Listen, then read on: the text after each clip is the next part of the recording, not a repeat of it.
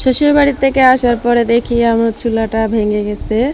তা এখন ভাঙ্গা চুলায় রান্না করতে ভালো লাগে না, তো যার কারণে আমি আবার চুলাটাকে একটু লেপা দিতেছি। আর মাটির চুলা যত লেপবেন ততই সুন্দর লাগে। আর এইগুলো তো আমার সংসার, আমি একটু একটু করে এই সংসারটা জোড়াইছি। আবার এই সংসারটা ভেঙে আমি নিয়ে যাবো শ্বশুর বাড়িতে। আর সংসারের মায়া কার কার আছে সবাই অবশ্যই কমেন্টে বলে যাবেন। দেখেন তো আমি আইসা দেখি আমার চুলাটা ভাঙ্গা ফাইটা রয়েছে। তাই এখন আমার এই ভাঙ্গা চুলায় রাঁধতে মন চায় না। তাই আমি ভাবলাম আমি চুলাটা আগে লেফা নিম, তারপরে চুলায় জাল দেব।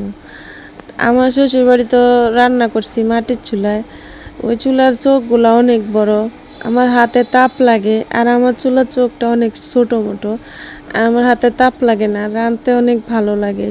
সুন্দর করে আমার চুলায় জাল জ্বলে। সবাই একটা কথা মনে রাখবেন, মাটির জিনিস যত লেপবেন ততই সুন্দর বাড়ে।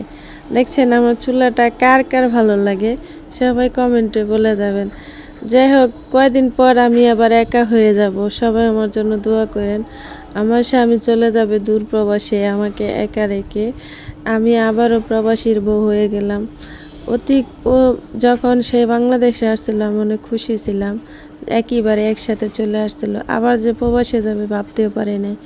মানুষ বলে না টাকার কাছে মানুষের ভালোবাসা হেরে যায়, এটাই বাস্তবতা। আমিও হেরে গেছি টাকার কাছে। সবাই ভালো থাকবেন।